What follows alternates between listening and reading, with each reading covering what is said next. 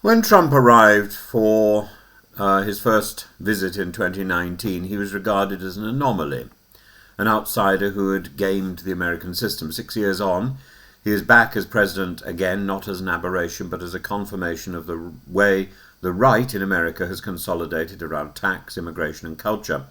And the comparison with Britain is painful. Our right wing is fractured, our Conservative Party reduced to 119 MPs after its worst defeat in 150 years. And the travails of the governing Labour Party are being exploited not by the Tories, but by Reform UK, a five-party now, previously a four-party insurgency already drawing defectors. The central paradox is this: Reform is making the political weather, yet lacks the organisation to govern. The Conservatives retain the machinery, yet are divided and incapable of unity. And in the wings, silent and steady, are the Lib Dems.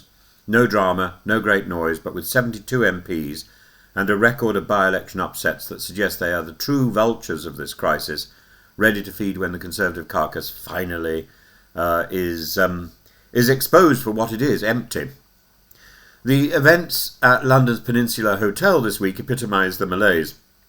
A dinner hosted by Trump's allies was meant to unite Conservatives and Reform in a display of fraternity. Instead, it dissolved into acrimony. Boris Johnson and Liz Truss quarrelled over immigration, defence and welfare. Andrew Neil pressed the Conservatives on why they'd failed to act while in power.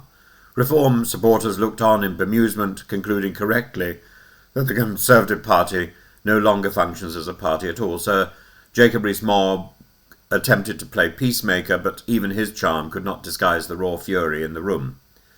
This is the context in which Danny Kruger's defection to Reform must be read. Once dismissed as an ideologue, he is now a symbol, the first Tory MP to cross the floor since the election, and his move sharpened the sense that Kemi Badenoch's leadership rests on fragile ground. Her defence of the two-child benefit cap may play to an ideological base, but it isolates, for example, Catholic voters, alienates moderates, and underscores the impression of a party both morally tone-deaf and politically desperate. Meanwhile, Labour governs unsteadily. Rachel Reeves faces fiscal traps of her own making. Keir Starmer struggles to define his purpose beyond being not Conservative. And yet it is not the Conservatives who are waiting to exploit this weakness. It is Ed Davey's Lib Dems, who with their local campaigning discipline and their readiness to absorb disillusioned moderates, which will be on show again today in the local elections, local council elections, are positioned to become the natural home for voters and MPs once the Tory edifice crumbles.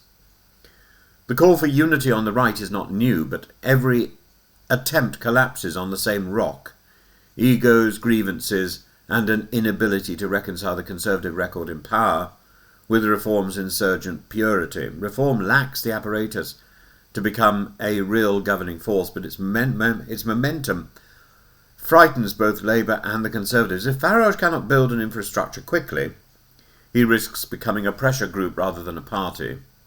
And if Badenoch cannot stop defections and impose authority, she risks leading a rump destined to irrelevance. And she will go down in history as the person who caused the disintegration and the destruction of the Conservative Party, one of the oldest political parties in the world. The irony is that the only force truly capable of capitalising on this civil war is neither Labour nor Reform, but the Lib Dems, overlooked, underreported, but quietly embedding themselves in constituencies where the Tory vote has all but collapsed. Their discipline contrasts starkly with Conservative chaos. Their patience may yet be rewarded. It would absolutely be rewarded if its current leader, Sir Ed Davey, were to step aside for someone who wasn't tainted by the Horizon scandal. Newspapers like The Telegraph are right to frame this situation as a call for unity, but unity is not coming. Instead, the Conservative Party continues to fracture, Reform continues to surge without structure, and the Lib Dems advance silently, ready to inherit when the right has finished devouring itself. If the Lib Dems were to align themselves with one other party, for example the Scottish Nationalists, or God forbid with Reform, they would very quickly take over as His Majesty's loyal opposition. They may not need any alliance at all if the defections continue.